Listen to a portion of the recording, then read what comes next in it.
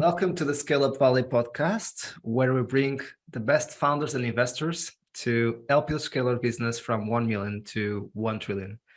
Today's guests are two very special guests. We have two guests today instead of one. It's always a pleasure to welcome two founders, and their names are Roberto Vianna and Mariano García-Valiño, the founders of AXENYA. Mariano and Roberto, welcome to the show. Thank you, Mike, for having us here. It's a pleasure. It's really a pleasure. So, let's get to know more about you and how has been your career and your journey before starting up AXENYA. Mariano, would you like to go first? Yeah, absolutely. So I'm an engineer by training, and I actually was a developer for about 5 years after college. But after that, this was a long time ago, and being a developer was not as sexy as it is today. And I received a proposal from a pharmaceutical company at the time to run their business development unit in Argentina, which I took. And so that kind of marked my career ever since. So I was like in the middle of technology and finance and healthcare for the most part. And I think I can divide my career kind of in three phases. Like my first phase was with big pharmaceutical companies. I worked for Lilly in Argentina, worked for Pfizer in New York and in Brazil. Did a little bit of consulting and at McKinsey in Madrid and Boston before that. But other than that, it was about 10 years where I worked for big multinational companies. From there, I actually started another 10 years where I built two deals. I want to say a big deal and one company with private equity. The first one with Warburg Pincus. We actually bought and sold Bausch & Lomb, which was a very large company at the time, a deal that was bought by $4.5 billion. We sold it for $9 billion 3 years later. Wow. And then after that, I worked with backing from Advent and Essex Woodlands in building a biotech company for Latin America. We bought a few companies in Colombia, Brazil, Argentina, and filled them up with the licenses from global biotech companies. And eventually we got to $350 million in revenue and IPO that in Bovespa in 2017. And that kind of wraps up my second phase. I think my third phase started in 2018. And I started working in much smaller companies, most of them in the health tech space. Some of them at the beginning as an investor, but eventually I found an idea I actually believed in, which became AXENYA, and founded that company in 2019. We evolved for a while, had a first product, and when we were struggling with how to bring that product to market is when I met Beto. And Beto is going to tell you about his own story, but he's a very interesting and very exciting story as well, building another company, which we joined into what we now call AXENYA, but it's really the merge of the two companies. So I'll stop here, then we can maybe tell you more about AXENYA, but I think it's a good time for Beto to tell you how he came and how we merged the companies. But by the way, amazing journey and story. Congrats, Mariano. I'm sure that the community will learn a lot from your experience, and great to see the anger. So you keep going from decade to the decade with a new mission, and always having in mind. I always joke with this, but I tried retiring twice, and it didn't work. I only lasted a couple of months. So I'm not going to retire again. It's not fun. Great. That is great for all of us to have you around and to see your impact. And Roberto, so how you came into the picture, how has been your journey until you guys met each other? Yes, just Mariano is like the energy of a younger and the experience of a very successful executive. This is how I describe him. So I'll take it. So thank you very much for the opportunity, Mike. Well, I'm also an engineer, but I never practiced that. I had a 20 years career in a financial market. I started in 1999 as an intern at Santander Bank. And in the internship program, I had the opportunity to experience different areas. And I really fall in love with the treasury and, the desks, the FX desk mainly. So I saw the energy on that kind of job, and I really like that. It's really represented a little bit of what I am. So I started to develop my career there. And 2006, I was invited to join Citibank, where I stayed for about 13 to 14 years. I also worked on treasury during all this time, but I had the opportunity to experience different jobs inside of the treasury. I worked at the private bank. I also work at the FS desk, mainly covering the multinational corporates that were here based in Brazil, but had relationship with Citi worldwide. And also we started a new trading desk that called the Structure Corporate Desk, where we were able to design financial structures for big large corporates here in Brazil and multinationals as well. And Mike, Citi was a great school to me. I had the opportunity to travel the world, representing Brazil markets team in different countries, different cultures. I had the experience to work a little bit in New York as well. So for me, it was a great school and I learned a lot. But around 2008 and 2009, I was still at Citi in a very good moment of my career, by the way. But I founded HealthCo with a couple of friends, which were a completely different story. It was a consulting firm on the health market, nothing to do with the financial market. And we started that with about 2016, 2017. I had to did a hard stop on my career, and I decided to do an emerge in our business. And then we started to develop HealthCo from now on. I am now full dedicated on that. And on 2020, in the end of 2021, I had the pleasure to meet Mariano. It was a very, day-by-day conversation. We started to do some kind of business together because AXENYA really had at that time a solution that was very interesting for HealthCo and the way that we were managing health risks for our companies. But in a one coffee, I guess Mariano can tell more details about that. But we found out that we had a very strong synergy. Not only in our business, but in how we were seeing the health market at that time. And in just about a couple of coffees and 3-4 months, we did this joint with AXENYA, and we are extremely excited and happy with that, because I guess that together right now we have an incredible solution, and we are doing much difference for the corporates we are taking care as of now. And it's incredible. Again, congrats, amazing career as well, Roberto. And it's incredible the way you guys are able to have the experience of working across all Latin American regions. Mariano, I assume you come from Argentina, Roberto? Long time ago, yes, but I left Argentina in '99, but I'm originally from there, yes. Okay, so you are more Brazilian today than Argentinian. Well, absolutely more Brazilian than Argentinian, but I divide my time between Uruguay and Brazil. So maybe half Brazilian, half Argentinian. And also with your experience in the US, and in your case, Mariano, I think that I heard Madrid as well. So also yeah, I worked for McKinsey in Madrid for a while. Yes. Okay, so also an European or Iberian footprint.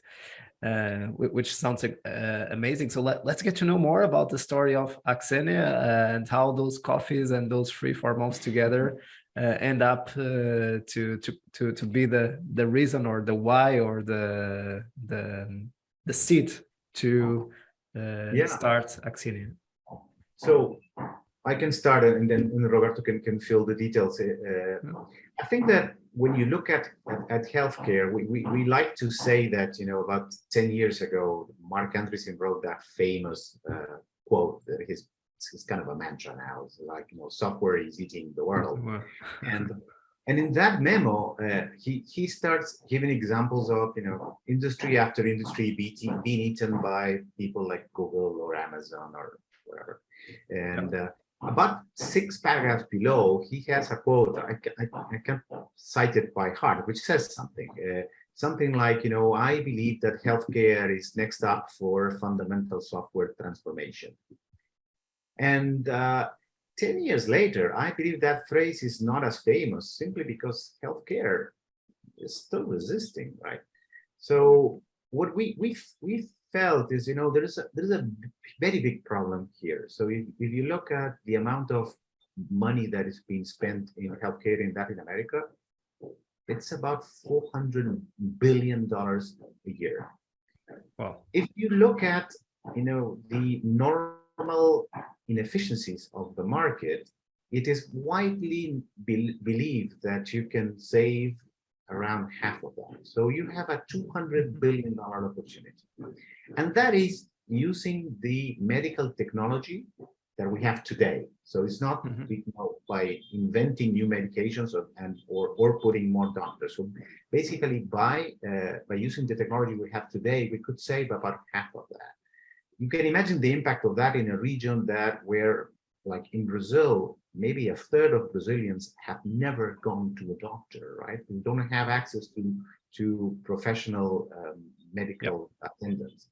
So it could be huge, either in terms of, if you measure that in terms of savings, which is probably how the financial people will think, or you measure in terms of, you know, how much people I can help, the way we like to think. But so the quite big question here is, if you have a 200 billion problem and you have the technology to solve it, why haven't you solved it, right? Right.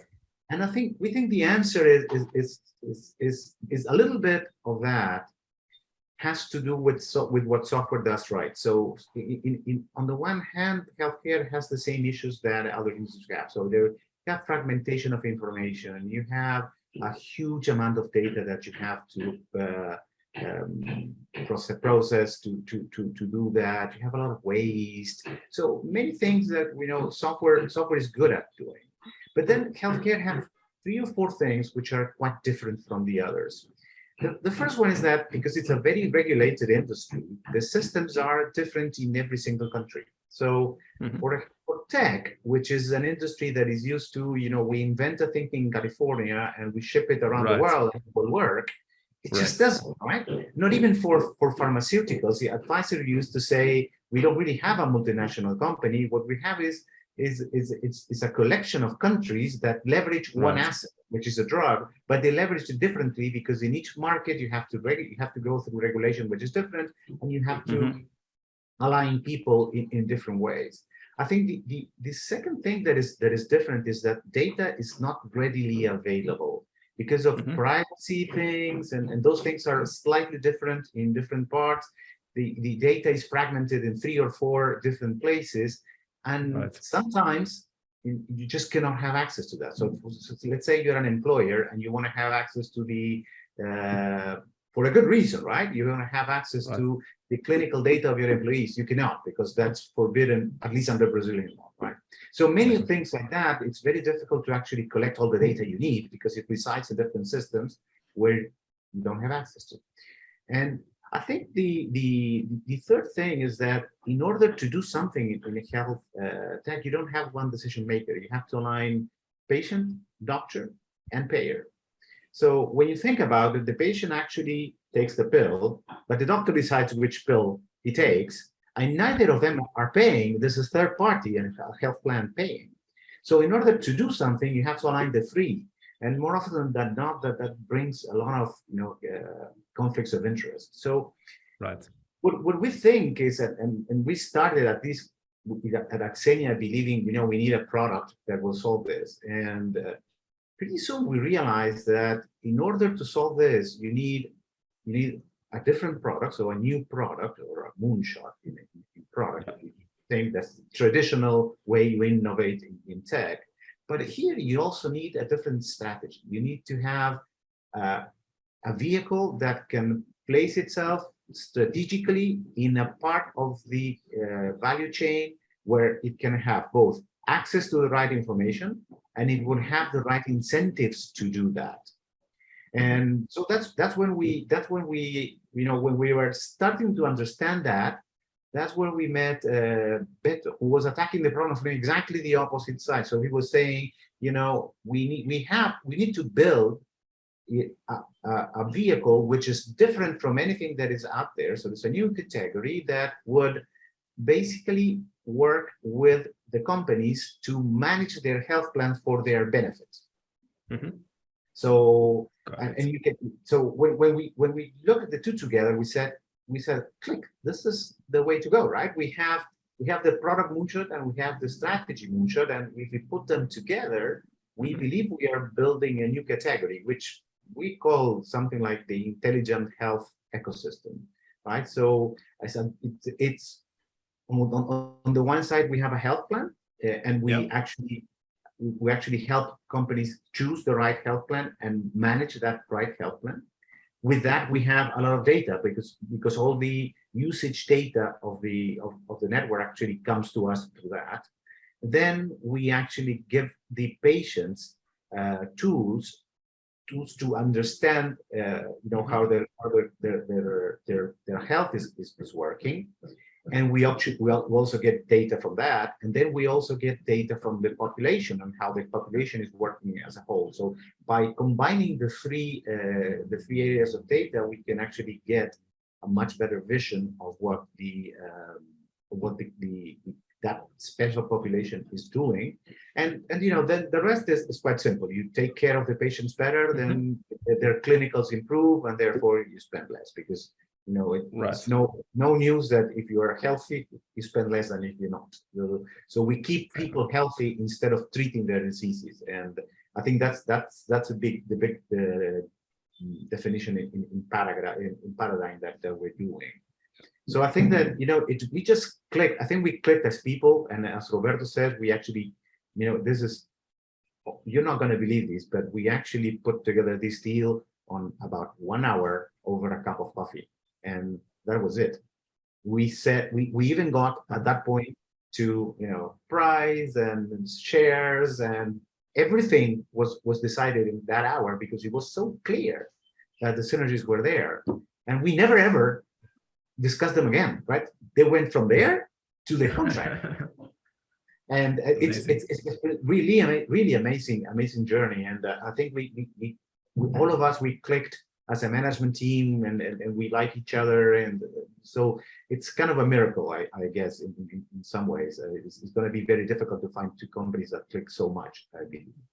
So I think that's kind of the story, and that's why we are together. I think that together we can actually have a vehicle that can change healthcare, and that's why we say we are reimagining healthcare, but we're truly reimagining it. That so when you think about other players that can try to do the same thing, we have a nice slide which we're not going to show today, but that shows you where are the problems with each of the current players, and where is the point where they cannot have the data, so they can't do the job, or they don't want to do it because their business model is completely opposite to that. So let's assume a hospital, they make money out of treating sick people, so why would they want to keep them out of the hospital? Right. And some hospitals, of course, they care about people, so they would do it, but the business model is completely opposite. So those people probably can, but let's say, I'm not saying do not care because it's a little bit rude, but then you have opposite versions of that, right? So you care, like your employer cares that you actually are more healthy because he spends less money on your health plan if he does that, but he cannot because he doesn't have access to data, he doesn't have the technology, it's not what he does every day. So at the end of the day, the AXENYA is the only player here that cans and cares, and that's what we feel is so different. Now I'll stop here because I think Roberto can tell you a little bit more about real results. This sounds very theoretical, but when you go to the practice, we are actually saving a lot of money for our clients, and we have been doing it for a while. Awesome. Roberto, would you like to go Yes, deeper into yes. how the model works? Yeah. No, just coming back a little bit on that coffee part, Mike, I remember that at that day, our homework was to, come back home and trying to figure out what were we missing, because it couldn't be that easy. So it's incredibly, it wasn't a tough decision for us. And I'm going to tell you that. And for you to understand, I have to explain a little bit, coming backwards a little bit. But, HealthCo were a very emblematic company for us. We did it from scratch, literally. We didn't had never any investment or any loans or any credit. We make the company for less than $5,000. Back in 2008. And at that time, we really understood that health market in Brazil was about to collapse. Companies were facing a huge health risks. In the same way they have FX risks, they have commodity risks, fiscal risks. They were running a health risk they couldn't understand exactly. They were complaining that costs of healthcare were, growing, faster than any other lines of costs, but they didn't realize exactly what was going on. And it's more about what Mariano said. We born this company, to be a data-driven company. Since the beginning, we have been very analytical. We've been, working based on pure data. And we were trying to understand and also to explain the companies the health risks they were facing. It's not only about costs of health increasing, but the people were getting sick, and they were impacting aggressively the productivity of each company. Right. And once you are impacting productivity, you are impacting revenues, and you have like a silent line that's not a line of costs, but they are diminishing the revenues of companies. The companies couldn't understand how and where. Right. So we showed this to companies on the healthcare business, and we were almost manually doing all the job to understand data, understand the cycles, understand these risks, and trying to influence the company. So we were trying to show the customers the risks they were facing. So we were based on trying to make companies and employees to understand that they should use the healthcare plan as a true healthcare plan, in order to treat the health as a prevention mode, right, and not only to treat the disease. And through the deep understanding of data and to change the mindset of companies, we were influencing them to manage healthcare in a different way. And we were able to see very strong results, especially on costs, but also on an organizational environment. So we have been doing that through HealthCo since the last couple of years. So when we met AXENYA and the moonshot solution that Mariano described, it made all of sense to us, because they had the technology and the product know-how that would perfectly fit in everything that we were in practice doing. So it was as simple to click as Mariano described, because we had the lives, we had the corporates and the clients, we knew what we were doing, we had track record on doing that, but not with that much technology and that much a deep solution that Mariano and AXENYA came up with.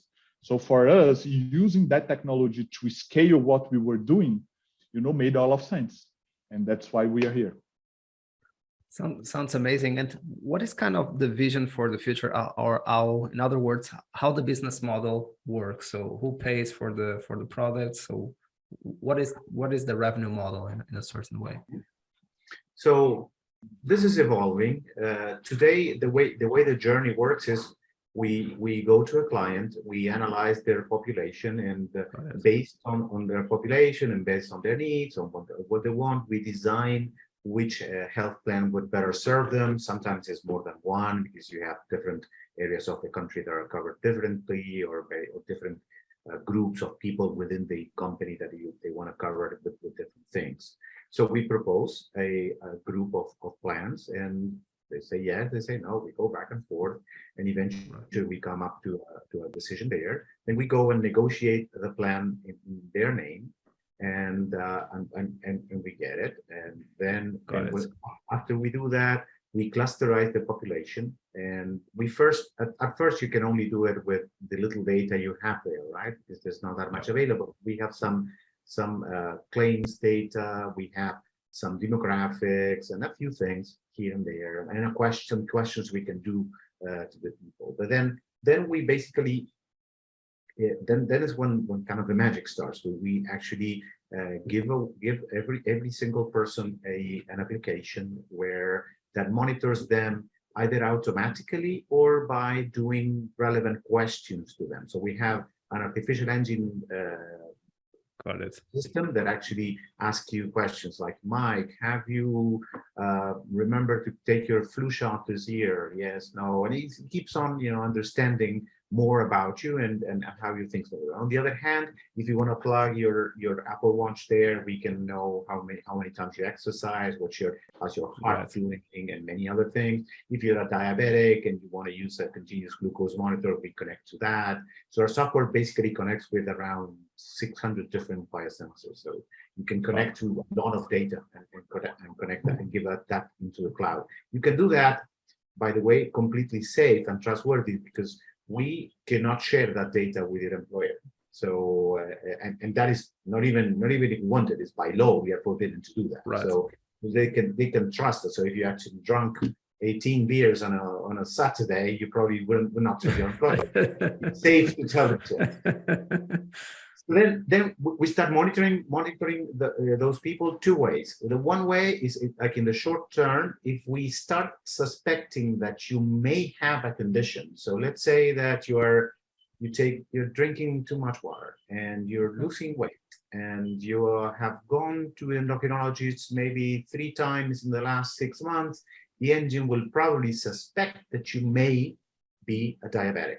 The engine will never actually go directly and tell you that you're diabetic, but it will flag one of our nurses or one of our doctors, depending on the seriousness of a condition, and they would say, I suspect that this guy may have diabetes because, based on the patterns that we've seen in the past, this is consistent with something like that.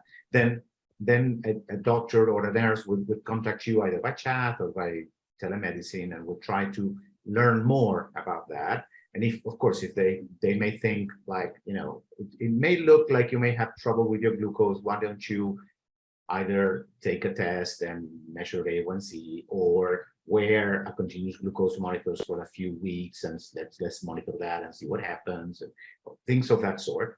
And then so we change the plan that the patient is going through, and we monitor for more things in those types of patients.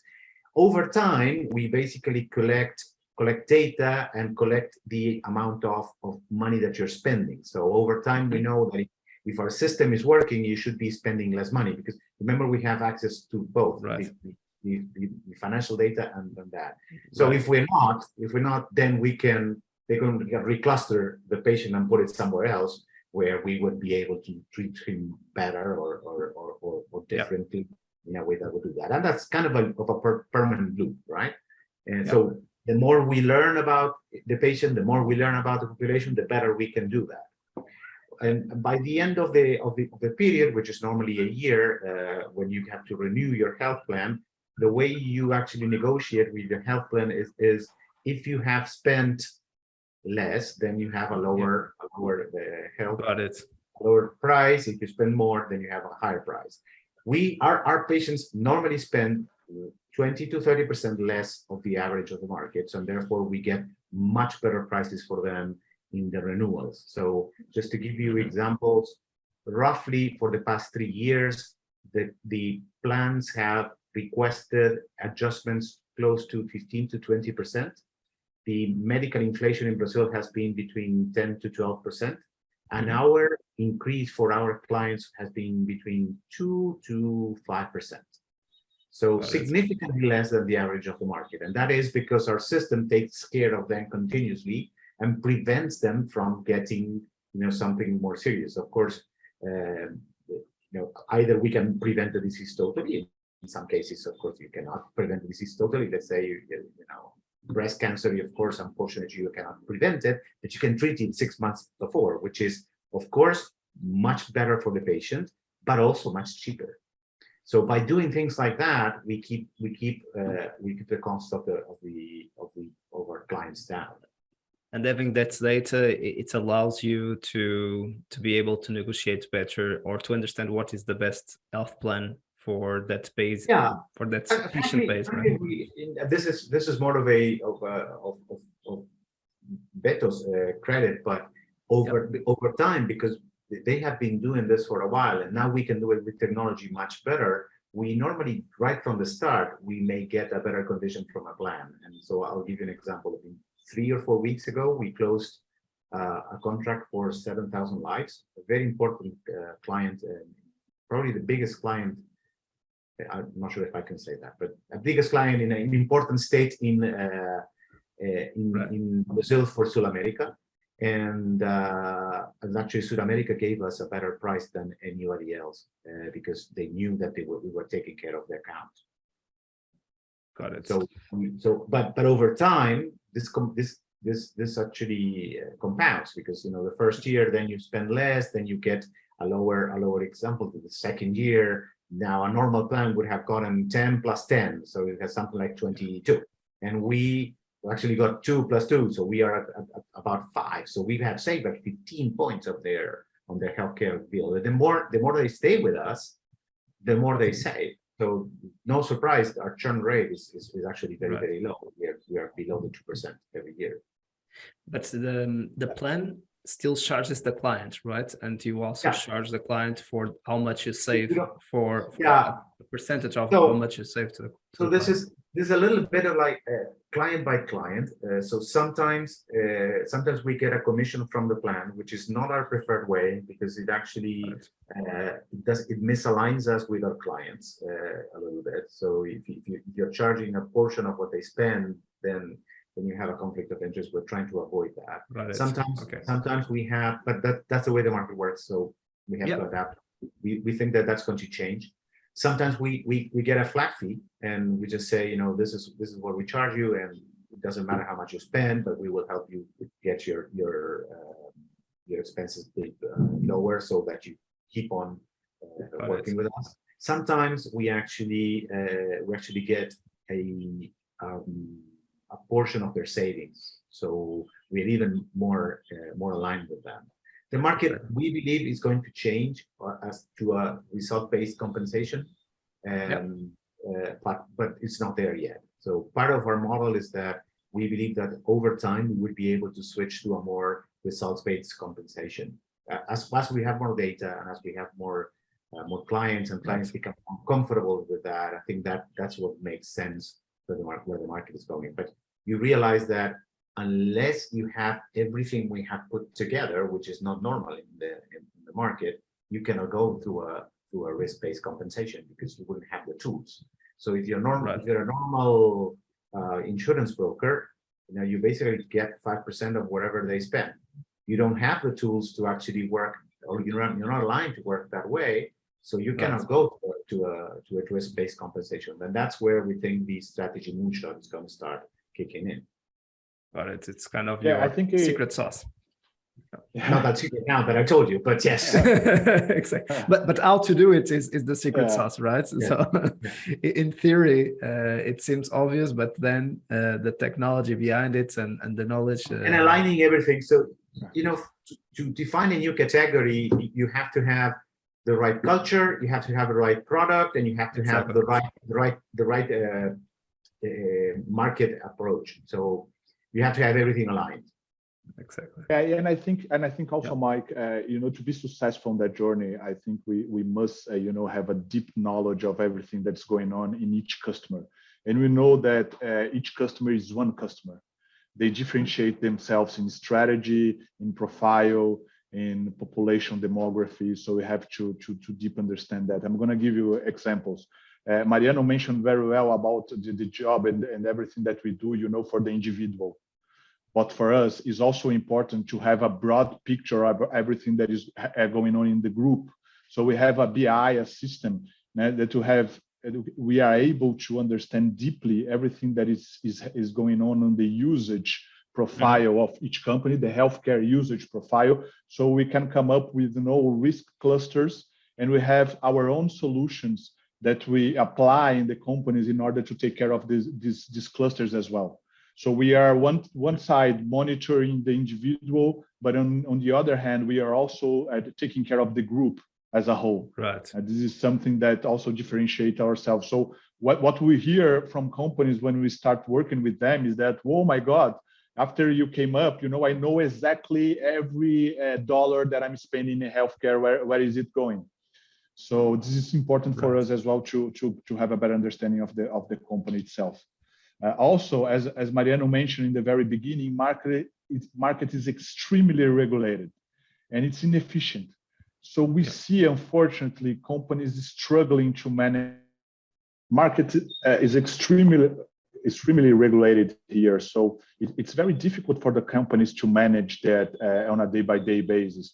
So we saw that through that inefficiency, we saw also companies having a tough time, rework, and also a cost spending that is completely avoidable.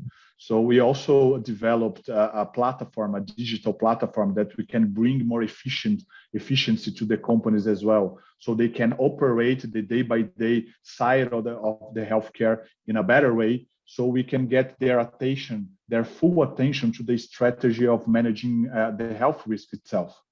So this was something that we also provide to our companies, and it's helping a lot.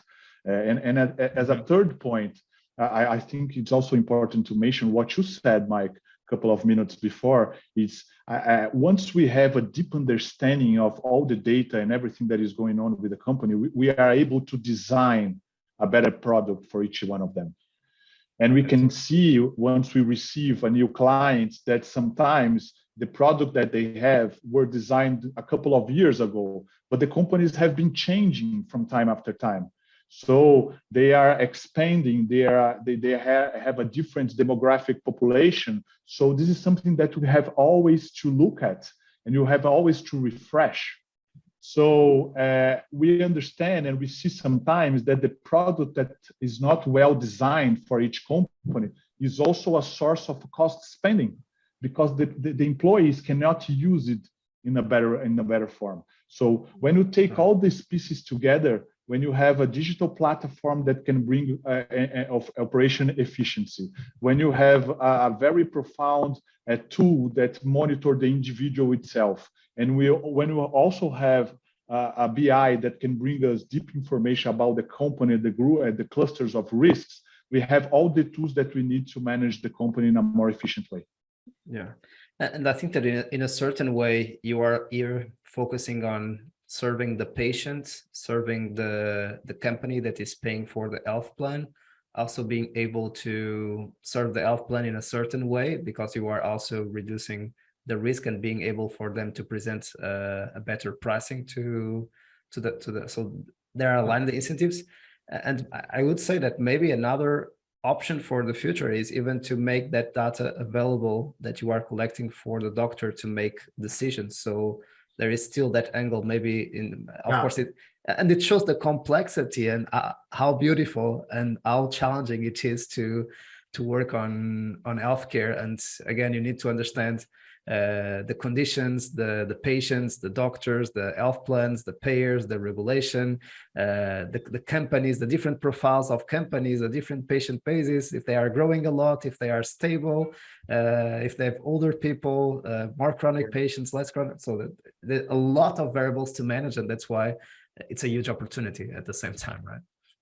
Yeah, we agree. I think that we're not there yet. So we have a portion of the data. We have financial data, and we have patient generated data that they generate in their home through IoT things and things like that. And we also have some wellness data on how they walk or they exercise and things like that. But I think that the two other big sources of data that we are still not tapping to, but that's part of our master plan in the future, is we don't have provider data at this point. So we know that the patient went to whatever, psychiatrist. We just don't know what happened. We don't know what medication he received. We don't know what the diagnostic was, unless the patient chooses to share it with us. So all that other bunch of data, it's there, it's available, it's somewhere. We don't have access to it. So in a full system, we want to be able to get a partnership to get that. So maybe we can exchange it, as you say. Maybe the doctor wants to see the rest of our data, and in the exchange, he will give us access to the patient data. Remember, this is tricky because neither the doctor nor ourselves own that data. So it's the patient. So you need to have the patient's permission to do that. So it's a little bit convoluted to do that. But assuming that you do not violate anyone's privacy, the data is there, and it makes sense. It's useful for them to have ours and for us to have theirs. So that can be done. I think the other source of data that we are still not tapping into, and it would be very interesting, is all the social surroundings of a patient. So I always like this example is from Telefónica, and I think it's in Uruguay. So the way the people were working on the high tension cables is you need to be plugged into one of the cables so that you don't have the risk to do that. But people get lazy, they don't plug and things like that. So the way they solved it is actually they had an application on their phone which rang a bell. You had to take a picture of yourself within 10 seconds, and they would send the picture to your wife. So if you were not plugged, then your wife would know. And of course, you have to have the permission of the person to do that. But let's assume that you have to take your high blood pressure every 6 hours. And if we detect you didn't do it, of course, with your permission, we tell your sister or your daughter, and then your daughter will call you up and will create all this social guardian angel atmosphere. So examples like that, we still believe that we can tap into that data. A little bit like Instagram taps into your preferences to understand how to better engage you. We can tap into healthcare preferences of the people to better engage them. We don't have that yet, but in our mind, that's where we're going. Yeah. Sounds an amazing vision. Just to kind of wrap up and go to the last segment of the show, where are you in terms of stage of growth? Are you at pre-seed, seed, Series A? Well, we're very early in the runway. We actually have done a lot with significantly less money than usual. So as Beto said, on his side, he never raised a single penny, and on our side, we raised a little bit more. We raised something like $5 million, but a lot of that comes from our own money. But we do have great venture capitalists. We have IDA, we have Big Bets, we have an XTP, we have Alexia, and we have Addition. And so we're very, very proud of the houses that are helping us. Technically, we have only gone through a seed round, and that's about it. At this point, and the way because we don't have the traditional path of a startup, we're not burning that much money. We're burning a little, but we generate significant revenue. At this point, we have 50,000 lives, so that's fairly big for health tech stunt. And even if we didn't raise a single penny, we would be cash flow positive by Q3 next year, and we have enough cash to get there.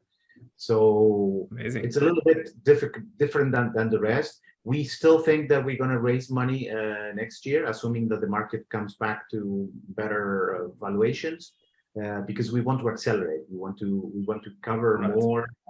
Not because that you need, right? Well, yeah. If we want to go to Mexico, let's say, then we need it. If we want to accelerate, we need it. It's not indispensable. We would not die if we don't get it. But we would like to have it. Yeah. But to accomplish the mission and the vision, and to be able to have more impact and faster, right? So if you would go break even by break even, you need to go much slower. Much slower. Yeah. But it feels good that 50 years instead of 10. If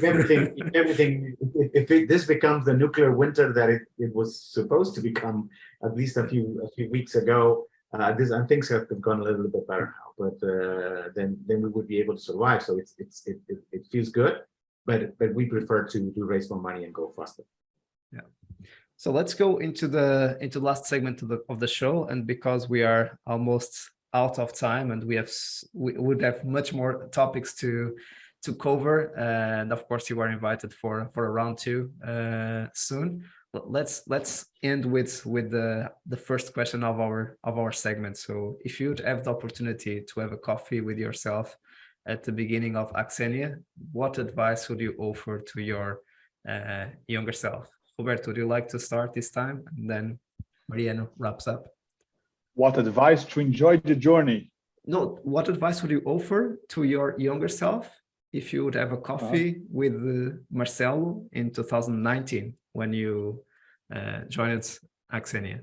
This is I could stay here for an hour, advising myself. But I think it was for me to enjoy the journey. The journey is too fast. Things happen very fast. And sometimes you are very worried about the tomorrow and what is going to happen in the next week. And you're not enjoying everything that's going on today. And I think it happens to all entrepreneurs. But I really felt that when I switched my place from a big multinational to being an entrepreneur. And, my day by day is very dynamic. So this is something that I still telling myself every day. Enjoy the journey every day and stop only thinking about tomorrow. Sounds great. And Mariano? I think I would borrow a page from Warren Buffett's book. I think I would tell myself to read more. And this comes from someone that I've been reading an average of 50 to 60 books a year for the past, I don't know how many years. And I still think that I can do better. Well, Warren is reading like 500 pages a day, so no one can get to that. But I think that I think that I don't yet know enough about all the details of it and the complexities that it takes to build something that no one has built before. So you get ideas from everywhere. We have a book club. Actually, we did the session this morning. It's every week, every Tuesday at 8 a.m. And we've changed so many things from things that we learned from other industries, from other authors, from weird sources. You make a lot of mistakes. Inevitably, about 2/3 of the things that you think will work don't work. And so you need to be flexible, understand that you don't know much, and that you need to learn a lot. So I think that I would probably stay more flexible and understand more, read more, and doubt myself more than what I did. Awesome. Mariano and Roberto, super inspiring to have you on the show, especially by seeing how much you have accomplished so far and how the ambition keeps being there to impact even more the system. Amazing conversation about the challenges and opportunities in the healthcare markets. Thanks again for joining us today. It was a pleasure. Thank you so much, Mike. It was great for us as well. Thank you very much, Mike, for the opportunity. It was awesome. Our pleasure. And to our community, we keep bringing you the best of the best to help you make your life a little bit easier on your way from 0 to 1, 1 to 10, and 10 to 100. See you soon and keep scaling.